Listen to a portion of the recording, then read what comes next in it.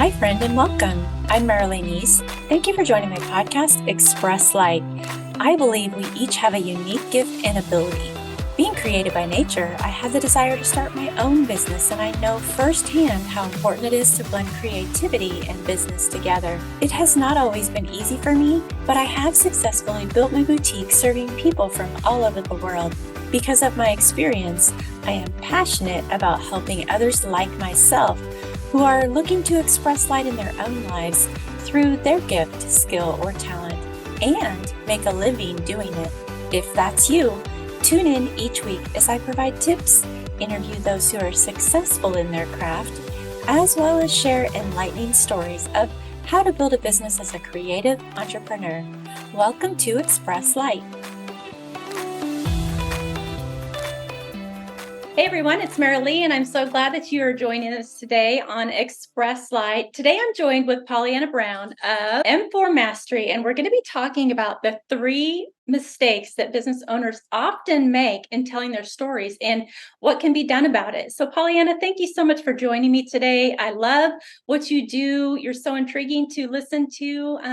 Let's just start out by, give a little brief background of who you are so my listeners kind of know what you're about and who you serve. Absolutely. Thank you so much for having me. I am honored to be here. And a little bit about me is that I started my career very, very, very young. I started in entertainment when I was 6 months old. And I spent that first 25 years of my life in entertainment as a performer in one way or another. I started as a model and then went into acting and singing and had that be the first 25 years. So I really got to understand story from an embodiment angle. And then when I got older, I went on to get master's degrees in psychology and creative writing. And so I really started understanding story from the behind the scenes version, from origination, from how we communicate, and the written version versus just kind of expressing. And so all of that came together for me to open my business, where I really have been teaching, I think, for, oh my gosh, almost a decade, not quite, almost a decade down, where I have been helping entrepreneurs and business owners share their stories with the world. I focus in brand elevation through messaging and media, and storytelling is such a crux of what makes the difference between businesses that are successful and that really get off the ground and businesses that continue to spin their wheels because of these 3 mistakes and some common misunderstandings about what storytelling actually is. With your background, I'm going to guess that a lot of that has to do with poise, or is it presentation, or what would be some of those mistakes that you had mentioned?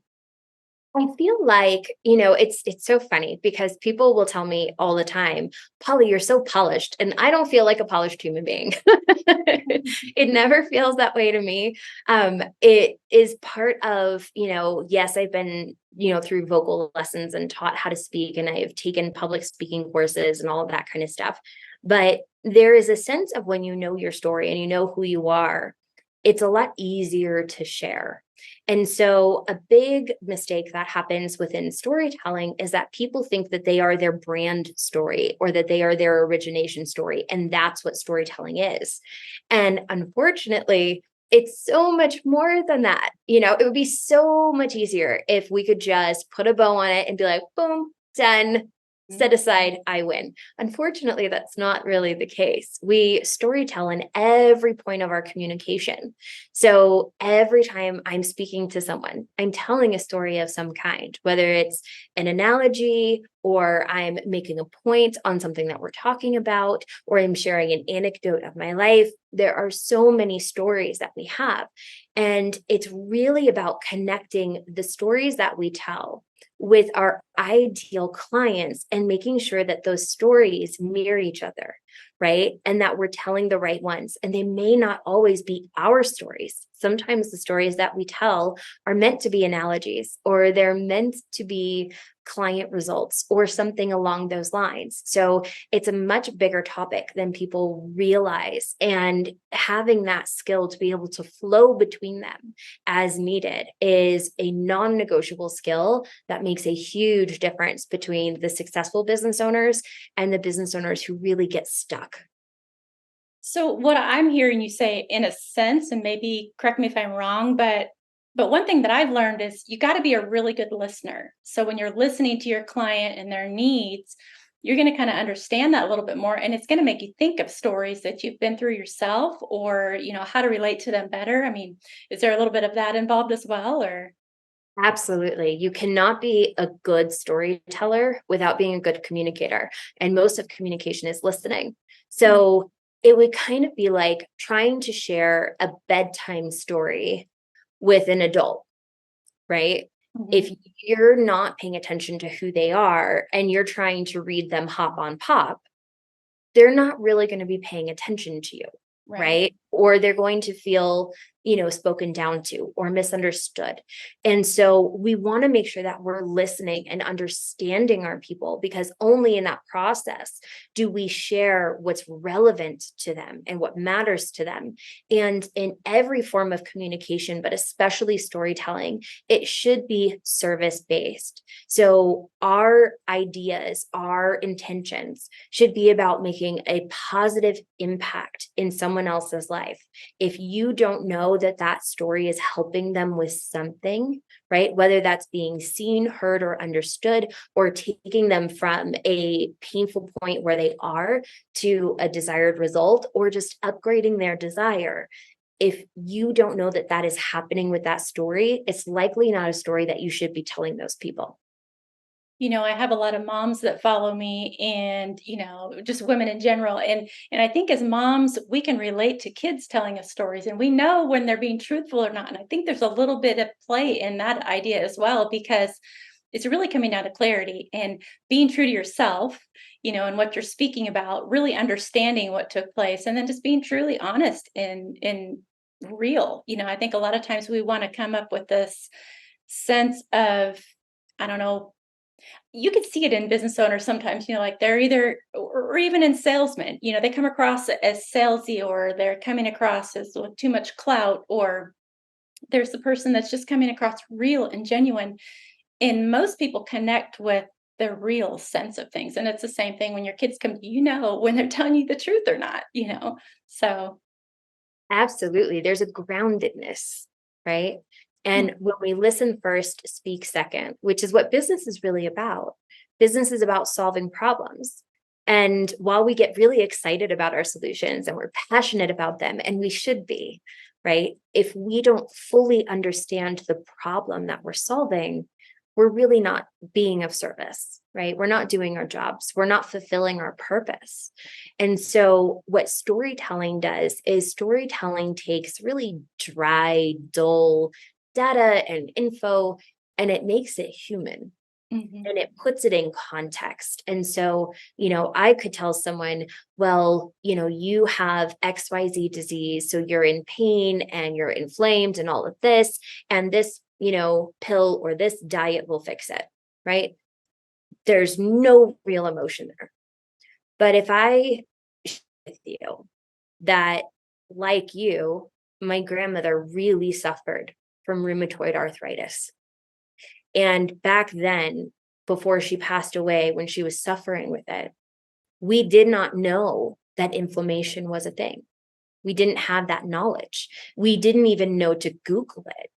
And so everything that we tried was pill after pill after pill and shot after shot, and just seeing her deteriorate from these symptoms that never really got better, even if she got some alleviation. But had we known then what we know now, really Googling these things early and figuring out what does anti-inflammatory, digestive programs look like? What are the new solutions? And could those have helped? That's a completely different delivery of information. And it's it takes it out of this is sterile data Mhm. that could apply to anybody, to this is genuinely why I care about this. This is who I am. And this is why I'm a fierce advocate for what I'm doing and how it applies to you. So the audience should be mirrored in that story through every step of the way, because it is how we connect as humans through our mirror neuron system. right? And so when we're engaged with that story, it operates in our brains in a very specific way, creating specific neurochemical drops. And when that happens, it is reflected in the audience's brain. It's why we have empathy. It's why we can feel each other. And so that mirror neuron effect cannot exist in data alone. It only exists within the storytelling. And so whenever we try to distance ourselves, we really do ourselves and our audience a disservice, because the connection is where the power is. So true. And I think, I'm hearing you and I'm listening, through all this, and I'm thinking of people that are in that startup mode. And so many people go into careers and they hate them. They're not doing what they love. And it's so obvious. And I think if I was talking to the startup, I love how you talk so much about the story, because if you're really being genuine in who you are and you're thinking about, what you love, if you pursue that, you're going to have so much more connection with who you're serving, and you're going to love your career so much more. And, if you were talking to the startup, what would, what tips would you give to a startup person who's going, I kind of love this hobby, but I don't really know how I would start into it. I know, like, when you're talking about your past, you started from a young age, and it really kind of led up to what you do now. So, and I think it's the same for anyone. And we can look at our past and our history and kind of see, a roadmap. So, Absolutely. So the roadmap is always there in retrospect, right? And we can see how the blocks are built, which is so powerful. But when speaking to startups, what I would say is the most important thing for your storytelling to start off with is research. And I know that so many people cringe at that word. I was there too. Absolutely could not stand it. And the reason I didn't like it is because most people approach target market research from this very sterile place, right? And this very data-driven place. And while we like data, data is not bad, right? It's not bad. We like it. We appreciate it. It serves us. But it can be boring, intimidating, and not fun, right? And on average, we like to have a bit of fun with what we do. So what my business partner and I really developed was a system that we called audience alignment. And it was a deeper form of target market research that focused on connection. And what we found is that people who utilize surveys don't really get the real answers and the results that they're looking for. So many people will say, just put out a post, are you interested in XYZ? Or does this thing bother you, right? Or these random questions. And you are never going to get to the truth unless you're in conversation. And a big part of that is, how we were talking about listening. We are conditioned to give the surface level answer in our first response. Our responses are layered, right? Just like we have layers as humans, our knee-jerk response is one piece of that. It's never the full reason list.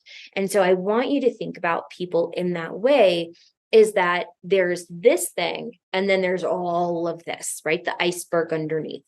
And so when you have that, what you need to do is you have to ask them non-leading questions, and you have to get their exact response to you. Because if you are the face of the business, the way that their brain and their chemistry and their neurochemistry respond to you matters, versus if you have an assistant do it, or you have AI do it, or you have someone else do it. You're getting their body's system response to that person, which is very different. It's why we can see people take copy that doesn't belong to them, word for word, that converts well for someone else, paste it on their page, and they don't hear anything, right? The response to each individual is a chemical reaction that we cannot predict. So another example of this would be, some people may find me really friendly and really like the way that I communicate, whereas other people may have a completely different response, and I may trigger the mess out of them. And then that trigger leads to them making decisions that may or may not be true, right? If I don't know that because I haven't involved myself with enough people, I don't know how to present the conversation. And so it's really important to actually know your people, actually know what their real reasons are, not just that surface one. Because if you just hit the surface, you will have some success, yes, but it's not the magnitude of success that you can have when you address what's really going on underneath. And so when you work all of that in and you understand how your people respond to you, how they see you, you know how to show up for them in a way where you can meet them where they are, right? We're not talking about taking authenticity out of it. We're talking about showing up in a genuine way that allows our people to feel safe with us and moving from that space. So that's what I would really recommend startups do, is that they don't skip that step and that they understand how important it is, because without it, all you're doing with messaging and copy at that point is just tossing it at the wall, hoping that it'll work. I'm listening to you describe this, and I'm thinking about how you started as an actress. And it's almost like, you're reading the script of what you want to do, but you have to put yourself in that role. So putting yourself as the business owner in the customer's role, the client's role, and really feeling their emotions, knowing what they would be going through, what their pain points are, understanding that, and then thinking from that direction how you would address those issues. It just kind of tied that together to me. And so I would love, I'm just curious, what is your background? I know people would probably be interested with what you said in the beginning, to hear a little bit of your story and then just kind of how it rolled into what you're doing now.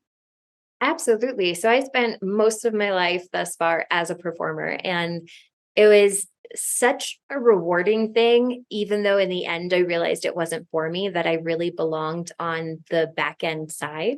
And so most people don't know this, I'm introverted. I am severely introverted. And people usually see me because I present all the time and I talk and I, do all those things. And they're like, but you're not. I'm like, no, I am. No, I am. We have definitely got a case of introversion with a side of shy and social anxiety over here. It's a whole mess. It doesn't change the fact that I love people enough to show up for them. And so for me, what acting did, and I acted predominantly on stage. I was on stages very, very early, started getting trained very, very early. And then I ended up at a prestigious acting academy in New York City for film and television, which was absolutely amazing. And for me, it was always about connection. And there are two types of actors, right? There are actors that fake and actors that feel. I'm a feeler. Mm-hmm. And so from a very early stage in life, I was learning what is my emotional well, what is the depth that I am capable of, and constant it.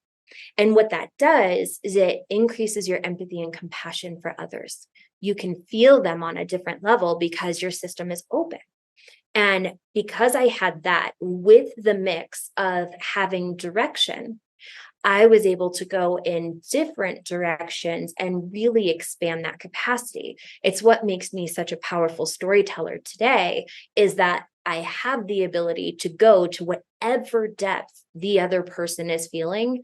I can be there with them without holding them there. And so that is the biggest difference. So it's been an unexpected, like an absolutely unexpected, it's been an unexpected gift. But really, go ahead. That unexpected gift has allowed me to really be a powerful part of business owners' lives so that they can connect. Because since I have that open, our mirror neuron systems will always try to replicate each other. So the more that I get to work with someone, the more that I can help them open, even without us directly working on it or talking about it. And I can help them to open up their system to have that very similar effect. And I love that. So people who do want to work with you, how do they connect with you? Where should they find you online or? Absolutely. So you all can find me on Facebook under PollyAnna Brown, and on Instagram, I am PollyAnna Writes, like Writes, WRITES. And I do have some free gifts. So if there are notes around here, I will send you my link that goes to all my free gifts. You can have all of them. I have them both in messaging and media. So whatever serves you is helpful. Perfect. And we'll make sure that you do get those connections. Definitely follow her on Instagram or find her on Facebook. She's wonderful. She does know what she's doing, and just a delight to work with, PollyAnna. It's so wonderful meeting you today. Any last closing thoughts that you would want to offer, or? Thank you so much. It's been an absolute pleasure. And I would say, trust yourself to tell a story. So many people think that that's not who I am, or I'm a data person, or I'm a logic person, right? And storytelling can feel so emotional. And if you're afraid of your emotions, that can be scary. Or you can go the other direction where it's over emotional, right? And we create space when we have intense emotions. But what I would like to share is that storytelling is the oldest version of language that we have. Before we could speak to each other with spoken language, we had storytelling in the terms of paintings and pictures in order to share what we went through. So there has never been a point in time in which we didn't care about each other, and we didn't care about each other's experiences and how that affects the greater whole.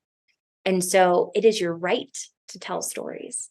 It is, I would even go as far as to say it's your responsibility to tell stories, because when you master that, you are really mastering communicating to the heart and mind of people that you care about in every walk of life, in every facet of your life. And so there's not really a more important skill that you can have, especially as a business owner.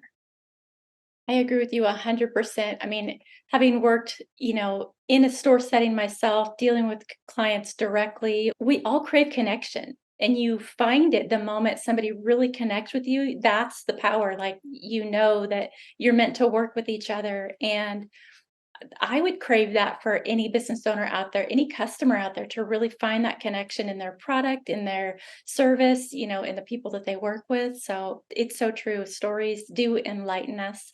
I love to share business owner stories myself. If you have a story and you're interested in being on the podcast, definitely message me. I'd love to have you on here. PollyAnna, thank you so much for your tips. Really appreciate your time today. And I'm sure there's going to be maybe a webinar or a mastermind at some point. Love to talk with you on that. Have you back on the podcast another time as well. Again, thank you so much. And you've been listening to Express Light. Talk to you guys again soon.